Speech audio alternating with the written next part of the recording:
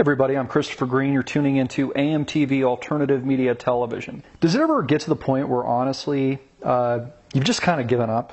Where you honestly look at the trajectory of the United States dollar, and because you realize that it's a mathematical, it's not even an opinion anymore, it's a mathematical certainty that the U.S. dollar is not going to collapse, but is collapsing now. I mean, you look at a Ponzi scheme. According to the SEC, go look it up on their website. A Ponzi scheme, and I'm paraphrasing a little bit, is when you take new investor funds, new inflows, and use those new inflows to pay off the old investors. This is exactly what Bernie Madoff employed, and it's why he's sitting in federal pound me in the ass prison today. Yet this is the same strategy and business model being implemented by the U.S. Department of the Treasury and the U.S. federal government. Let me give you an example. In fiscal year 2013, which we just closed, incoming revenue was about $8 trillion. Incoming revenue was about $7 trillion. And the payments needing to be made to those earlier investors was $8 trillion. So they had incoming funds of $7, and they needed to pay out $8. That's a shortfall of about $1 trillion. Now, in order to pay the old investors, they had to take money from new investors. And to make up for the shortfall, and this is unbelievable, to make up for that $1 trillion, they actually had to create money out of thin air. Through quantitative easing, that is what asset purchases are to make up for that shortfall.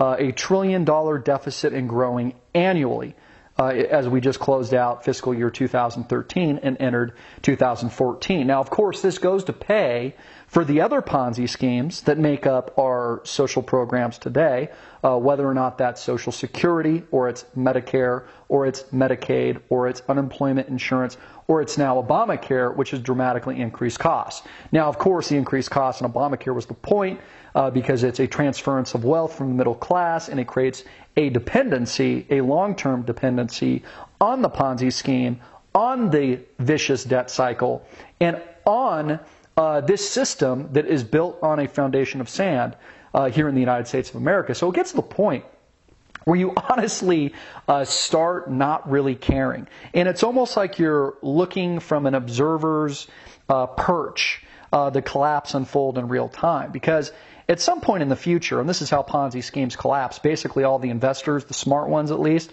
and more people are waking up to this, ask for their money back. They ask to get their principal back. This is what happened in 1929. This is what's going and is happening in the United States. So when that happens, and the government can't pay the principal back because it doesn't have the money, and it's creating money out of thin air, there's a run on our system, there's a run on the banks, and there's a run on our government at large. People don't realize how close we actually are to this. In fact, the largest institutional banks in our country and globally, really, we're actually preparing for this calamity just a few months ago with the government shutdown, putting together what they call safeguards, but which in effect is just mathematical certainty. And again, we can look at historical example after historical example, whether or not this is the recent collapse of the USSR, which stunned many Americans in the 1990s, sent them into a death spiral where there was tremendous poverty, and it was a worse measure, a worse depression in terms of measured in GDP than it was in the 1930s here in the United States. Or it's the recent Mexican peso currency crisis, or it's the crisis that we saw in Latin America not too long ago. Again, countless historical examples. So really smart investors, people like myself that, and by the way, if you don't know, I do have a financial background. In fact, I was in finance for 10 years. I was a broker myself. I managed millions of dollars of money, and I say that humbly, for clients throughout the 2008 financial crisis are completely diversified at this given point in time outside of the United States, outside of U.S. dollar-denominated assets. We're completely out. We're long gone because the smart money is overseas, folks. The smart money doesn't exist here in the United States anymore. At a time when we have a president who, by the way, didn't have it in him to attend a historical site today and pay tribute to a historical speech, the Gettysburg Address. Not only did he didn't show up, But not only that, he actually dropped "under God." He cut that out of his speech. He submitted, I guess, to some kind of new film or something, cut that out. So, shows you where his priorities are, shows you where the priorities of America are. And the end game is a collapse of the U.S. dollar. The end game is the run on our banks and a run on our system in the dissolution of the U.S. federal government as it is today. Again, the smart money's already left. My money's already left.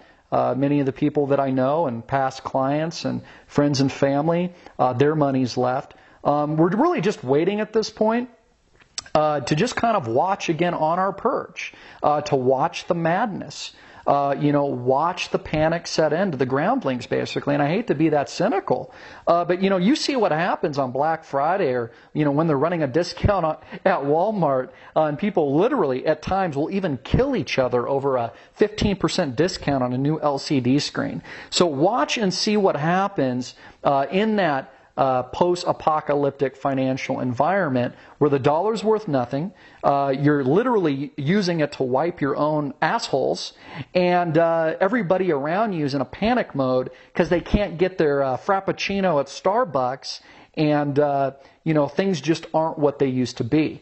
So again, I hate to be such a cynic. I hate to be so downtrodden.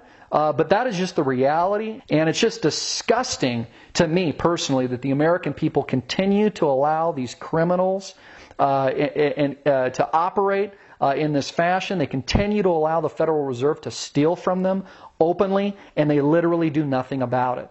They say that they don't know what the alternative is, but the alternative is really easy. Disengage. Get out. Get out of the dying dollar. That's what other countries around the world are doing. That's what our major trading partners are doing. That's what I'm doing personally. That's what those people that are informed, at least in my humble opinion, are doing, because it's all going to repeat. The cycle of debt and the cycle of blowing these bubbles, which we clearly have another one, bigger, badder, bolder than we've ever seen it before. It all ends the same.